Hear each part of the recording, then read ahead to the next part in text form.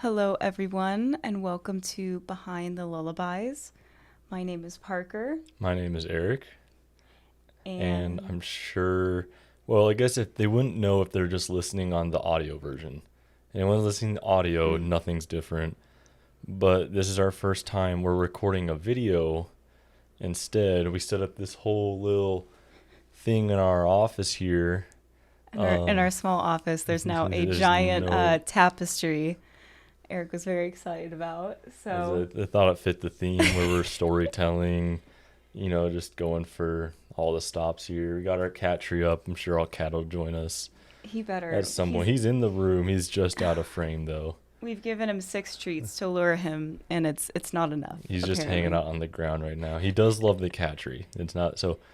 Hopefully he makes his guest appearance at some point. Yeah, I think he's camera shy.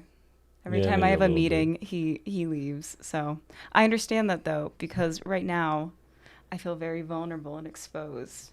Yeah, I mean we're doing it pretty early into our podcasting career of Yeah. doing this, but also I think a lot of people just start off with this too. I don't know, I not feel like sure. we're gonna get bullied by teenagers, and I'm so scared. And I mean there's a bunch of bullies out there, but it's fine. We're fine. Yeah. Just ignore them. That's why. Ignore the That's why I comments don't on go to YouTube. malls. I don't go to malls anymore. Scary teenagers. Anyway, so today we're talking about Hansel and Gretel. So Eric, what did you think of the story? So that was one of the stories where obviously I knew the premise of it. Hmm. Like grew up hearing about it. And again, like it's in Shrek. Shrek makes references to that. I think it's Shrek 2 when they're all walking down the red carpet and the Oh, with the Hansel and breadcrumbs, Gretel, they're yeah. scattering their breadcrumbs behind them.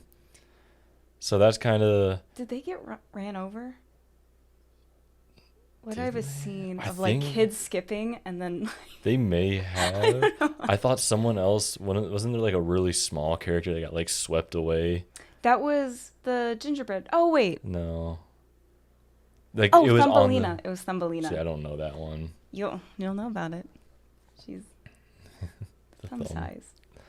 Yeah, so otherwise I mean like I think I just knew the story because of how much it gets told. I think that's kind of where Yeah. I was at. I don't think I'd ever really read the story myself or looked into it on my own. Yeah, we've definitely been doing the more like iconic ones, which I know the ones that you've been recording and the ones that are like released now are a little less known. I'm starting to do a little bit more obscure ones. I'm kind of going through, 'cause there's like this whole massive list that I found. I mean, because it's public domain, they're everywhere. Yeah. A lot of school websites have them, like university websites. So that's where I get a lot of the stories from, that are like the transcripts and to read from. And this one I recently found has just a list of like 50 of them. And most of them I'd never heard of, but they're Because it cool. was the frog.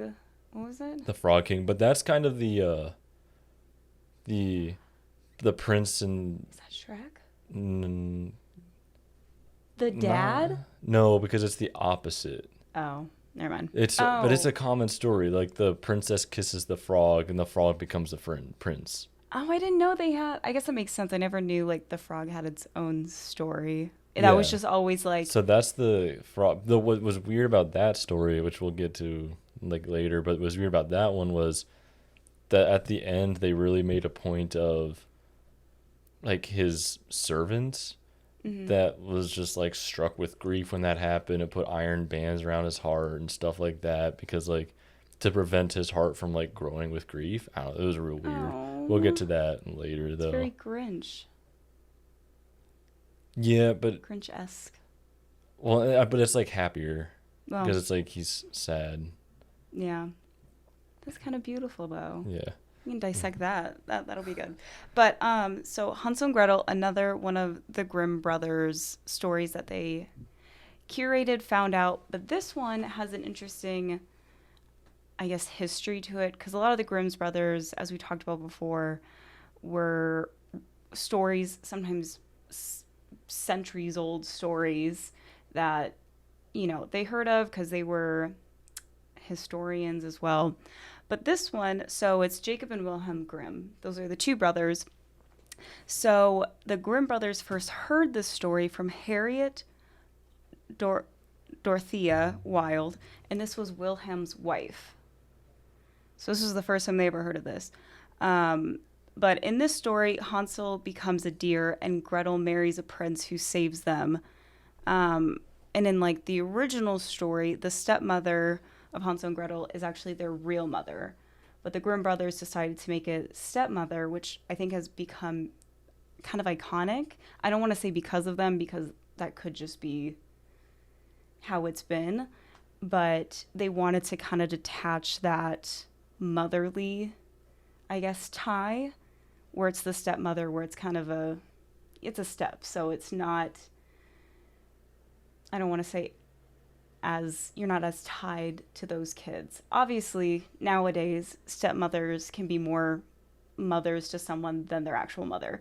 But there was a reason for this. And it was kind of easier for like readers to swallow, I guess, than having it be the mother. But yeah, so kind of the history behind it. So this was actually pretty interesting.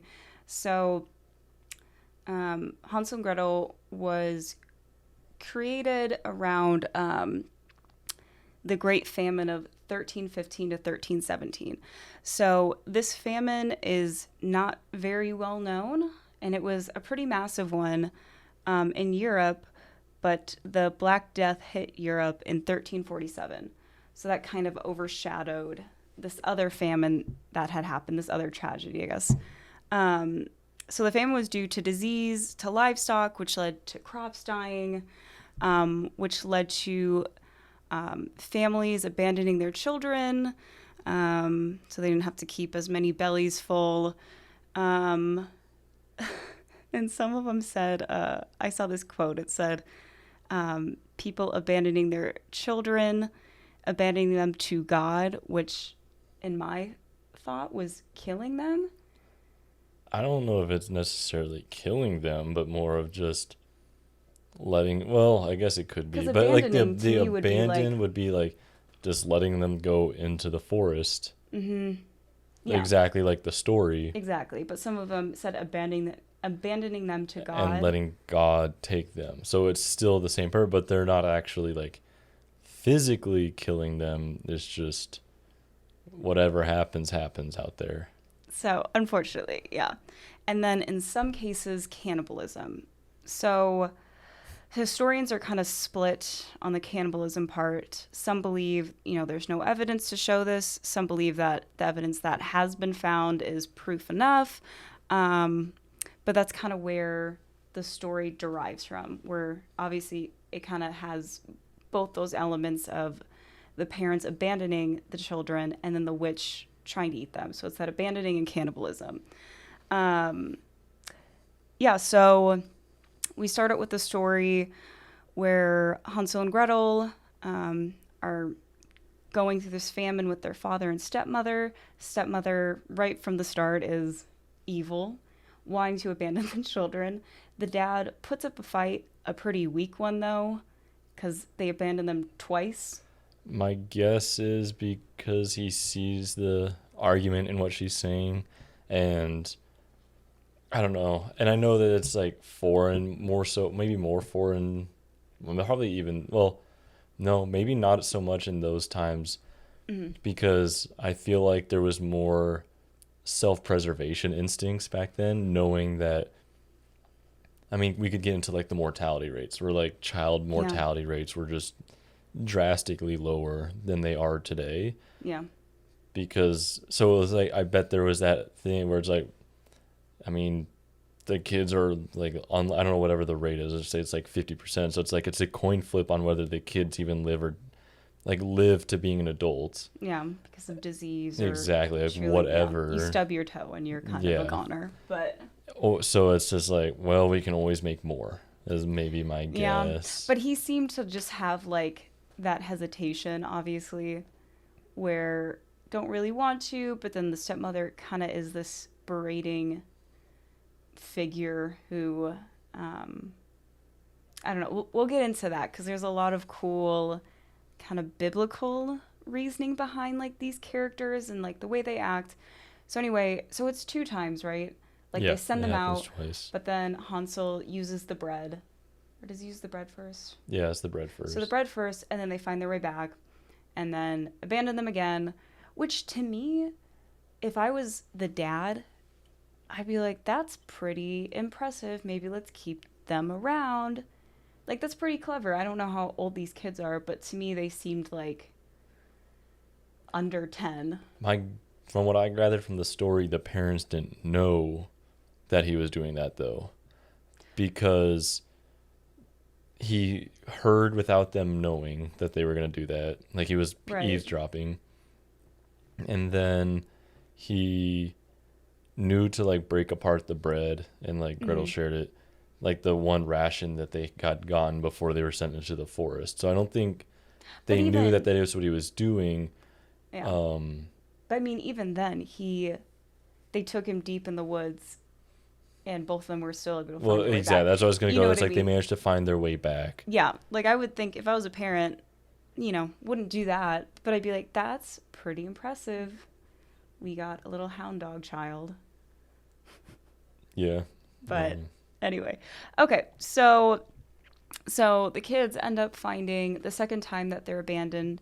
They find this old witch's house. At the time, don't know she's a witch. They're eating her house because it's made out of candy and gingerbread and sweets and even just sweet bread. Yeah. I guess I'm Food. thinking of It's like just the food. They're original. hungry. Yeah. So they're eating at this. Witch invites them in, and then just shit gets heavy. Yeah. So okay, so I'm gonna kind of break this down. So the Grimm brothers they are dead, were devout Calvinists. So this is kind of a sect of Christianity. And they do a lot of, I guess, editing in that capacity with the stories that they have, where they have, it's not an obvious, I don't know the word, detail that you would really pick up from the stories, but there is that slight religious... a slight symbolism. Exactly. That it's not blatantly obvious, but they're just trying to like throw in but it kind of makes biblical elements. Yeah, but it kind of makes sense in my head because I grew up Catholic, and the same morals that are in these stories are kind of the same that I would learn in Sunday school, or like the 10 Commandments, things like that. You respect your elders. You aren't mean to people. If you are mean to people, they'll get theirs, you'll get yours, whatever type of thing. So I found this really cool article. And I think, can we link like our sources? We could, yeah. I can put it in the descriptions and show notes and stuff. Okay. So that will be linked in the description. So pretty much they kind of broke down each part of it. So Hansel and Gretel are represented as Adam and Eve, which sounds kind of weird, but just go with it. So the candy house was made to tempt the children. Like Adam and Eve, they had the Garden of Eden, and then there was a tree there. God didn't have to put the tree there. He did for a reason.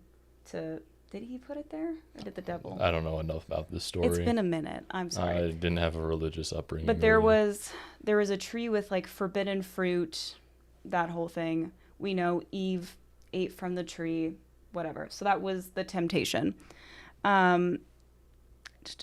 So in the story, famine is due to the land being corrupt, being dead. And the land in the Bible is referring to the promised land. So it's kind of a symbolism of like earth is falling apart and, end up in heaven, I guess, the promised land. But, yeah, that kind of makes sense. Like rapture. Yeah, something like that. So the bread that they eat from, which I thought was interesting because I always thought it was gingerbread, but they probably changed that. But I think they said just straight up bread in your story, or they said sweet bread. They said something like sweet bread Sweet in the bread. story. Like it was definitely hints of like there was something sweet attached to it still, and like the windows even, like it was all that classic story element everyone knows, where it's like gingerbread house type of thing. but I think still more fitting for the time where it was still like, yeah, like a sweet bread, sweet roll, something like that. But then like the different elements of the house, like the windows were made of something. I think like the roof was made of something else. Mm-hmm. And Yeah. So there's kind of two bread pieces. So the bread that they got at the beginning of the story to kind of, have their trail, that was supposed to be the bread of life, which is Jesus. So that's the host that you get. You're not religious, but the bread of life, it's Jesus. And they decide not to eat it, and they throw it on the ground.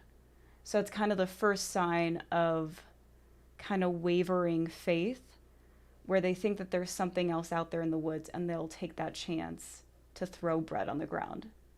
You know what I mean? mhm. So, and then the second bread that comes up is the sweet bread. So now this is the temptation. So it's no longer the bread of life, but it's almost disguised as the bread of life. So that's kind of where the fruit, it looks like normal fruit to Eve. She takes a bite, bad stuff happens, and oh, what is it called? The tree. It's like the tree of knowledge or something, and it's anyway. So that's kind of where um, that symbolism is. So I don't know. I guess that's where, like, for me, in the type of person I am, mhm.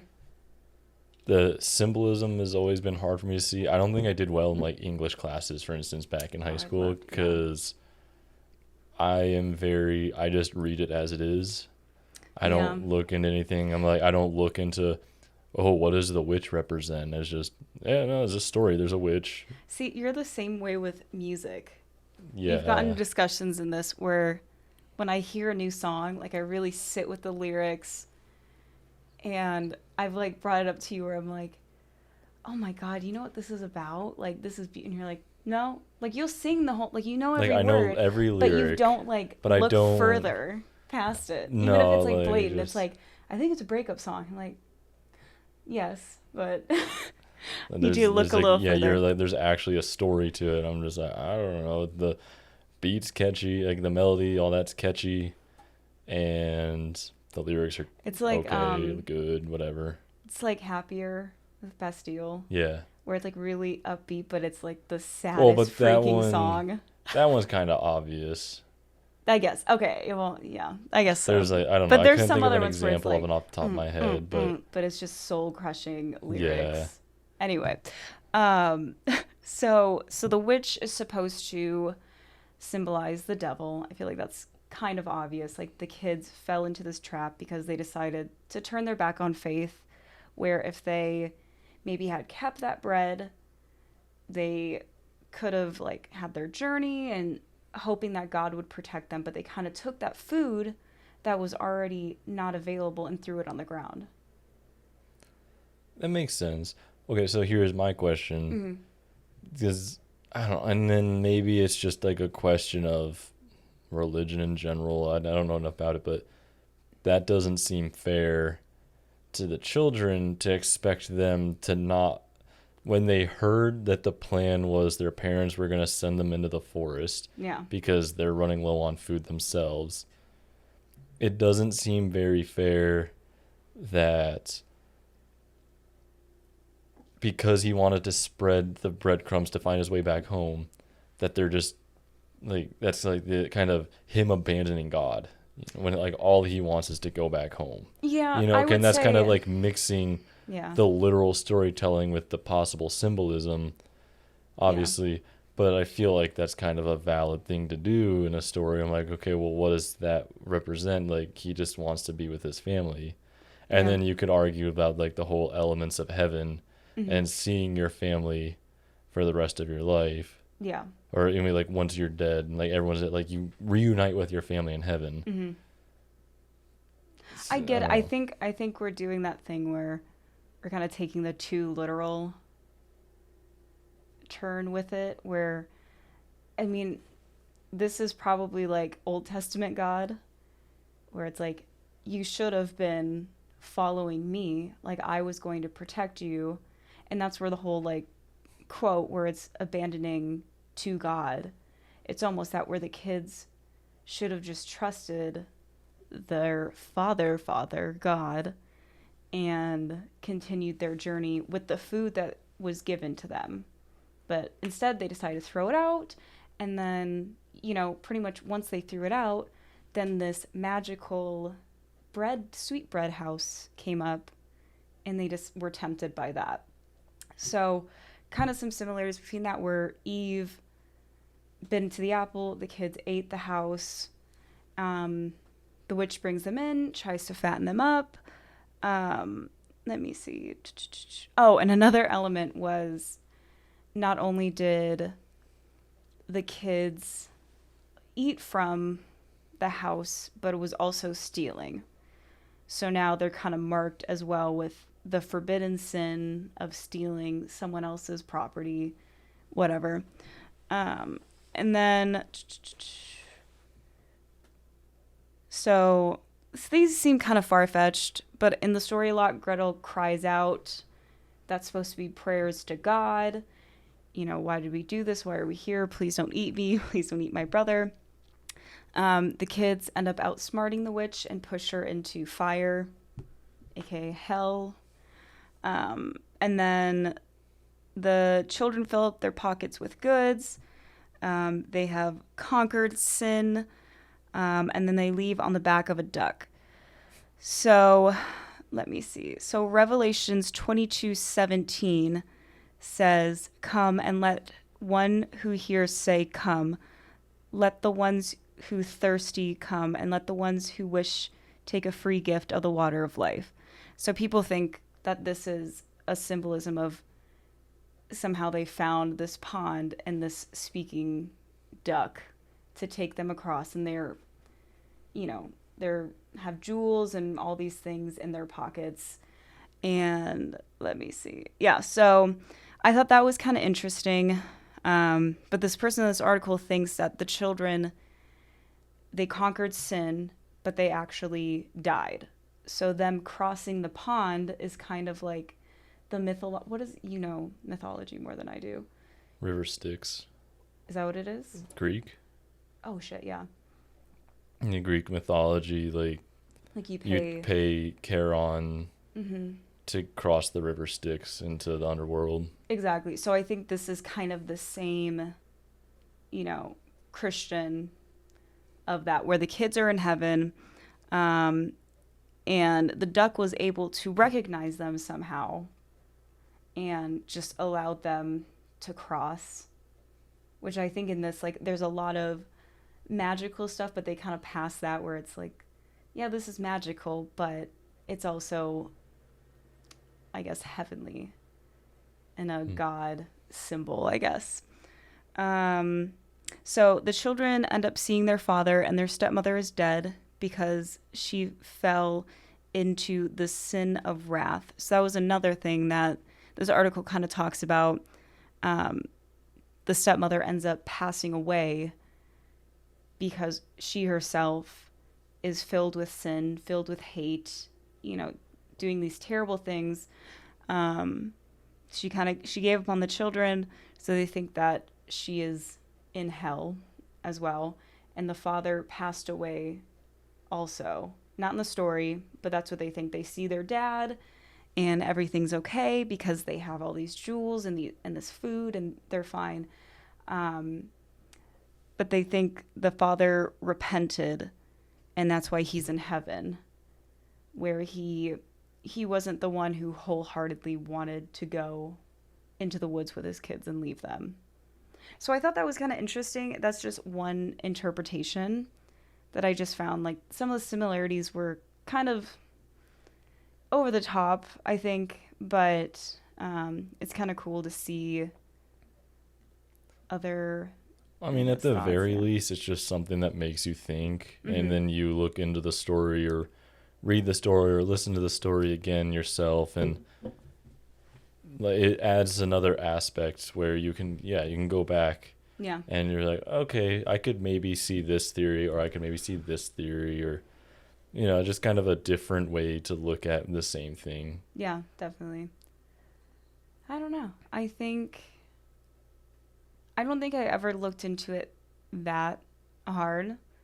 I just remember being terrified of the woods as a kid as well, because my brothers and I would always be out in the woods in Minnesota, and I don't know why, the woods has always been kind of freaky, especially at dusk. And so that's all I could think of, is just like two little kids running around. I'm like, what if we ran into this gingerbread house? And because I know my younger brothers would definitely run at it like Hansel and Gretel. They wouldn't even question it. They'd be like, yeah, this makes total sense. And they wouldn't even be hungry. Oh, they would have just eaten dinner, Minnesota dinner, which is dinner for 50 for 10 people. But it's good stuff. Yeah. I don't know. I mean, that's where, I guess for me, it just kind of going back a little bit too, but to like tie off that whole subject is, I am not great at I'm not the greatest at reading between the lines, or I always like to say I'm not good at connect the dots. Yeah. I'm not there's for certain things I am, but for like a lot of the creative stuff, I'm not that creative nature. I don't have that. I just kind of see things literally. Yeah. And like I keep it at that surface level, which is why I think I do well in like accounting and business up to like a degree. I'm not like a creative person at all in business. I don't need to be, at least not yet. But I can like take what's given to me and I can just do with that, and I don't really need to look further in, because it's like the numbers See, it say just enough. sounds like such a, I don't know. See, but then like on my end, it sounds like there's so much that you could always read into, and I know you do that. Well, that like it almost is like two much. opposite ends of the brain, where like yours is always on, mine is always off. I'd like on that side. I mean, obviously we're both like more in the middle. We're not like my brain's off and not like yours is always on. But like I think that's what it could lead to, is that there is this separation of, well, I don't always need to be on, and it leads to very peaceful moments in my life, or I can just kind of shut everything out and focus on that. It's so nice, because I know that from my experience with you. Yeah, I don't have many moments like that. I think sleep. I mean, there's also just where like, then there's all the TikToks, clips, videos, posts everywhere of just guys in general. It's like, oh, what are you thinking about? Nothing. Like, no, what is that? Like, no, like literally nothing. It's either random something, like oh, what would I do in the event of apocalypse? That's my go-to. When I say nothing, it's like I'm apocalypse planning, where I'm like, oh man, like I just or some far away situation of, oh, if somebody robbed this train that I was on, like I would totally just backflip, kick the gun out of their hand, stuff like that. Or like those are fun. That's nothing. Yeah. Or it is sometimes just literally there's nothing going on. What is your apocalypse plan? I had a really good one, and I was running a lot because I had so much time to think about it. So we live in Arizona, so the train was just because I think I've seen that somewhere. We don't actually take trains anywhere. No. We don't leave. Well, it's 114 right now. Yeah, so I have a car. Don't use it much because the walk from the apartment to the car makes you want to die. So we just stay in here. We just kind of opposite of, no, I guess it is hibernating, but in the heat. Yeah, pretty much. It's the opposite of traditional hibernation. Yeah. Watch out, and don't back into the cat. See, he's been there the whole time. Right here. He's a stinker. He knows that the camera's buddy. Okay, shake that. Oh wait, do you have where's the treats? They're over here. You can try. But I want to finish my apocalypse plan while you try to get them up there. Is because I've always been pretty proud of it. So my experience with the that was with I've done Grand Canyon like quite a few times, hiked it, and I've done rim to rim to rim on it in one go. Oh, here we go. He's up. Yay! This is Pierre. So yeah, if you guys are watching the video now, it's very important time as he's eating his treats at the top of the cat tree. I think he's scared of the tripod. Well, he doesn't like anything new ever. Yeah. He You put up a or new. we moved our lamp behind it to give us better lighting. And even He's that, scared he's of- just yeah. like staring at it for a while when we kind of were setting it up, and he's like, "I don't like this." It's okay. But now he's up. So yeah, if you check us out on YouTube now, if you're just listening to the audio, This is our baby. the link will be in the description Stay on up every here. platform. And yeah, now you can see our He's son food motivated. Pierre. Just like his He's mother. very food motivated. Yeah. But anyway, so my apocalypse plan would be take us to the Grand Canyon, Okay. because I remember, so it's one of those things where if you haven't actually hiked it or been in it and you've just been at the top or seen pictures, it's just a big hole in the ground. But once you actually start to hike it, you realize just how big it is. Like there's parts of it where you don't really see the top walls, Yeah. because there's almost like layers of walls. So I remember parts of it when we were doing rim to rim to rim, that I'm like, wow, like there's rivers, there's creeks, so you have your water source, Yeah. which also means the land would be fertile. Like because it's a national park, nobody's allowed to develop down there. There's a Phantom Ranch, which actually has like think cabins. didn't- You yeah. wouldn't have been, you've never hiked. Oh, is it down there? It's down. It's Oh, 8 miles down. yeah. Yeah, you haven't. Phantom Ranch is all the way at the bottom, right on the Colorado River. It is actually just a ton of cabins, and I'm like, it's one of those things where nobody's gonna think of, oh, it's an apocalypse, I'm gonna go to the Grand Canyon. Maybe the workers though. I mean, the worker, but then like, just that can be part of my colony or something, and like You're- it's very easy. Where am I? Where am I? Where's the child in this colony? Are you looking at the treats? He is. You've had so many. Yeah, no more for him. No more. We were really trying to get him up, but at least now he's hanging out. He doesn't fit in the cat tree. But he kind of likes that, because that's the other cat trees too. He always just like sprawls out, but he likes it, I think. He likes his feet out. I won't touch it. He knows. Yes. I mean, no, I think that's. I've told like you mine. nobody would think of the Grand Canyon, so you're not gonna Yeah. really deal with people like raiders or anything when it gets to No, that everyone's point. gonna be at Costco because that's every. Sorry, I don't mean to offend, but that's every basic person's. Like the amount of times I've heard, like, if there's an apocalypse, I'm going to Costco. I'm like, I've heard that multiple times. I'm like, See, I'd just so be, which I mean, it makes the most sense because it's excess of food. well, that's the other part of our plan. We would obviously still need to get food somewhere, Mm-hmm. and this is when we were living in Flagstaff. Is there was an animal hospital? We would go raid that for drugs. It's the same I drugs. thought you meant animals, like No, dogs no. and cats. I'm like, I'm not in No, this plan anymore. I'm like, I don't care if I'm starving. Like it's the same human drugs usually. But yeah, it's just a lighter. It's later, but it's like nobody's gonna go there. Everybody's gonna go to the hospital or the pharmacies. Nobody's gonna go to the That's actually pretty vets. smart. So I mean, like I said, I've Yeah, had we're- thousands of hours to think about this because of running. Like I was a really like competitive runner for a while, Yeah. and I had so much time to think about it, and like I'd conspire with the guys sometimes too that we'd run with. That's so it's like so smart. 'Cause animal I never thought hospital of that. for drugs. Yeah. Food we can never really get sorted. We just have to go to like a grocery store or something anyway to get food. But we were always like, we'd get some books, That's like a library, books. I mean, just like ideally helpful books, but like just books on farming, stuff like that. And we just there's mainly need fish in like those seeds. rivers, right? Yeah, there has would to be. be. Yeah. Because we'd be right on the Colorado River. Mm-hmm. There's Bright Angel Creek that like runs the length of it. There's like waterfalls and stuff. You need seeds. That's what I was saying. The seeds. Okay, That's yeah. So that's where I'm like books for farming seeds.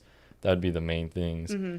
But like that was what I mean. Then you can kind of move if there's a heat wave coming. You can kind of move up Yeah. if it's getting too hot. If it's too cold at the top, you can move back down because it's a big difference, and you'll obviously just get fit enough living there, so you'd be able to move from 2,000 to Yeah, 7,000 feet.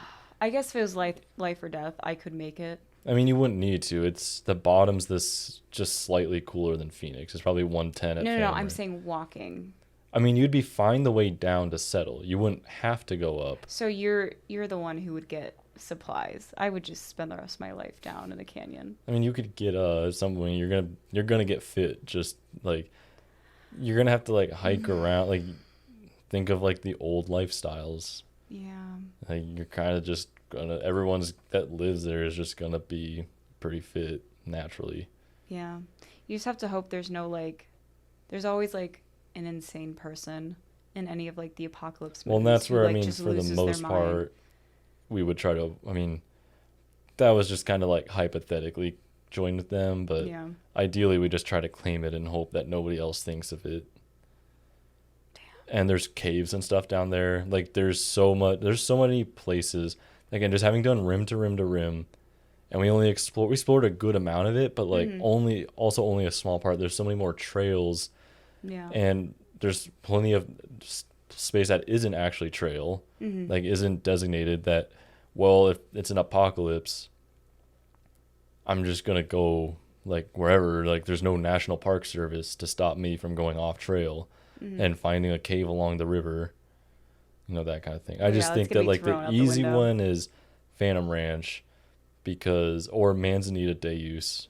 Either of those are good because there's buildings there already. I just realized we're kind of broadcasting this. Yeah, I'm just really Welcome to the hoping colony, that out of all guys. episodes that nobody listens to this one specifically. But we could have friends.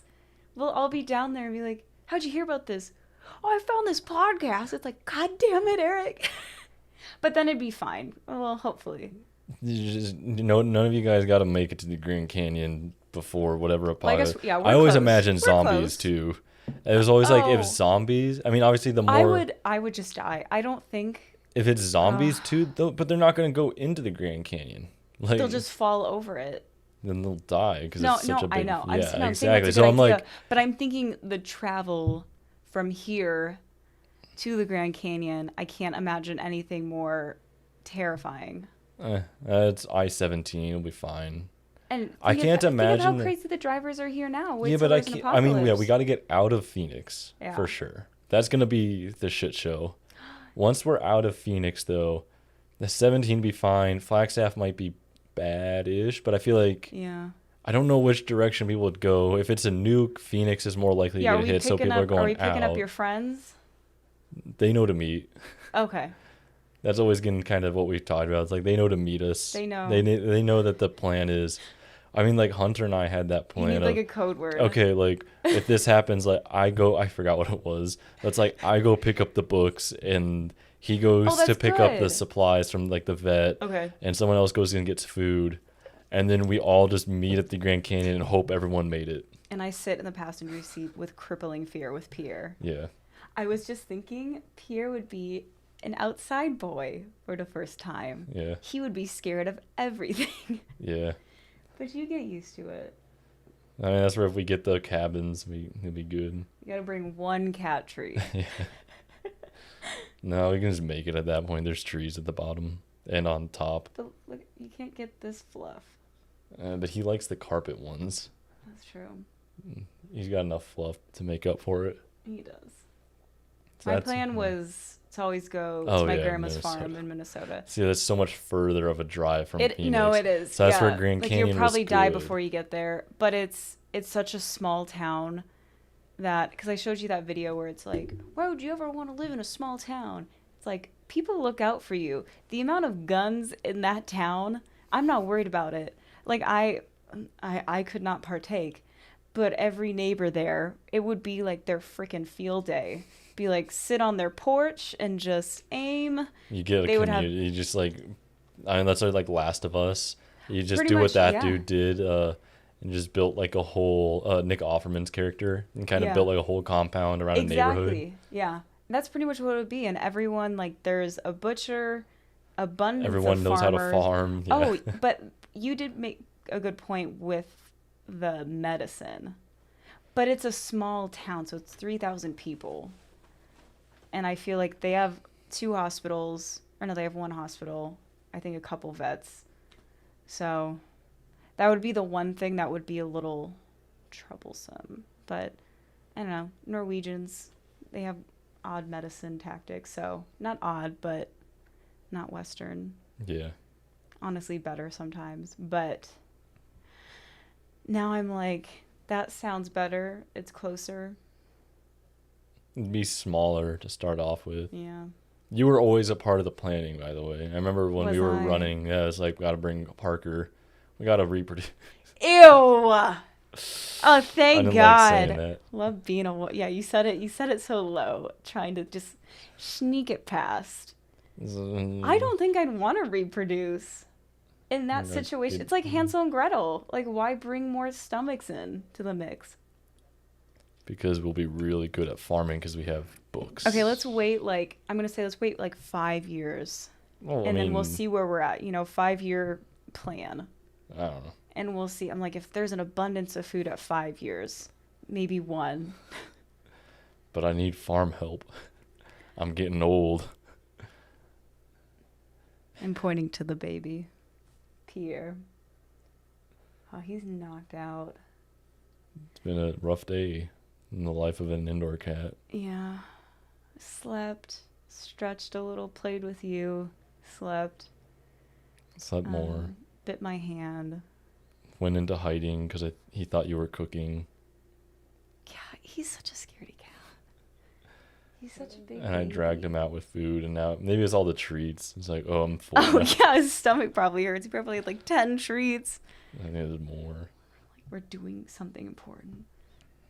He'll get used to the schedule eventually and know, like, oh, it's... But usually he comes in time. here, like, if both of us are sitting in here. Well, because he was So- under the couch, and now he doesn't like the change in setup. Yeah, that's fair. And that's all I've got. Oh, shoot. We forgot to talk about this. So, we're going to try to do this every week where... We will do this every week. No. The podcast. The drinks. Okay. We'll do the podcast every week. But I want to make fun cocktails. This, for the people who are just listening, we're just drinking Topo Chico strawberry guava.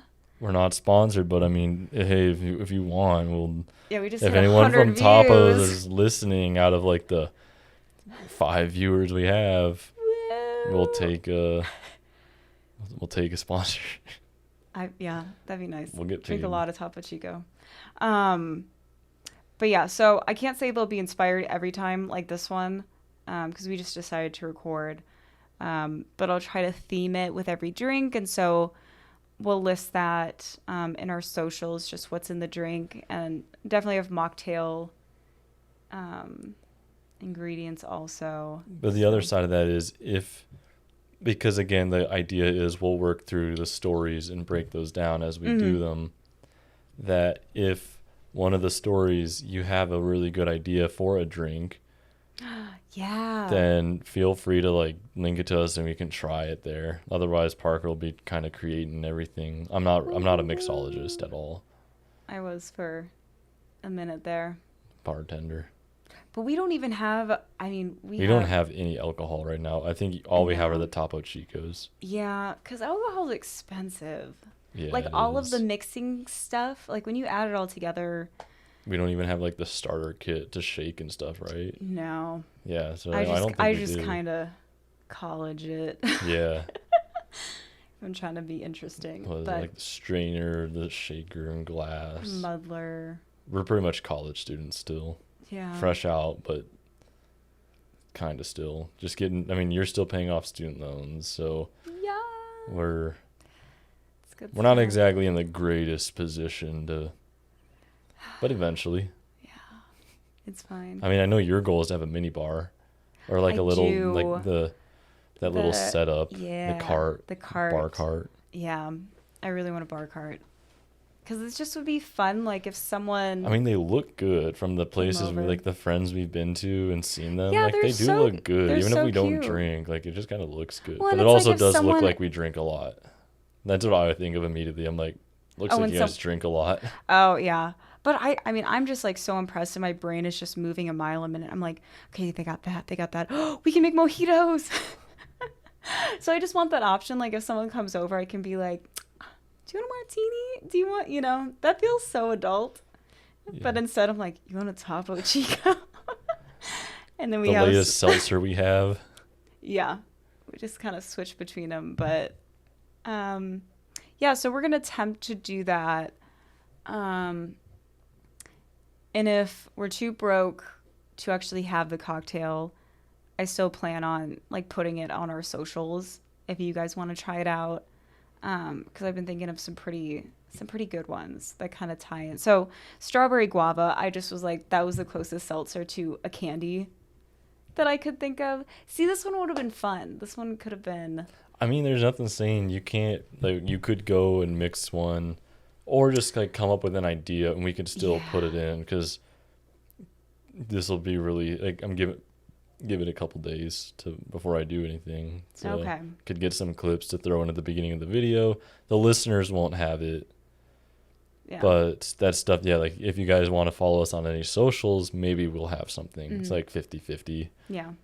And you can follow us on Instagram at the Sandman's Lullabies. We started a Facebook page. Mm-hmm. That'll be linked. That's one where that would be good for like discussions. I mean, that's kind of one of those, what is it, like a group page. Yeah. So people can kind of come join, talk to us, talk about stories, talk about anything to just help our ideas and all that be good.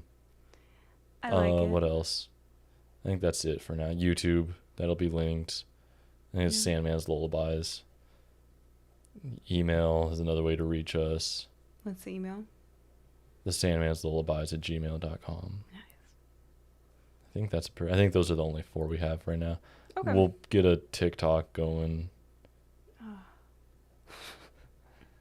I had a bad addiction to TikTok. I mean, you still kind of have it to Reels now. Okay, but I gave myself an hour limit on the app. And look, you see, I got, right before we started this, I was on Instagram, and then it kicked me out. And I listened, so, okay, so maybe you have TikTok on your phone. Yeah, and then I'll send you the edits, because I won't be able to help myself. And I'll be 2 hours in, and my brain will be fried, so don't need that. But, yeah, tell us some of your guys' stories. Or what you think about the stories. Yeah. And that's something we can talk about. Yeah. I definitely want to hear, like, if you have an interpretation, not just of Hansel and Gretel, but any of the stories we told, or if you heard the story in a different way, or if it's completely different from, I guess, the Grimm brothers stories, that would be cool to hear. And yeah, thank you guys for listening. Yeah, thanks for listening, especially if you listened all the way to the end now. Oh, shit, we are it's 47 minutes. 50 minutes in, so. Okay. The long one. I think our longest so far out of the 4 we've done, so. Yeah, I think we're getting more comfortable. I think so. The camera's kind of freaking me out, but I've just kind of ignored it. I feel like it's just been a conversation, but it's also like there is still for the purpose of someone else there. But yeah, I mean that's all I've got. Yeah. So, thanks for listening, and we'll see you next week. Bye, guys.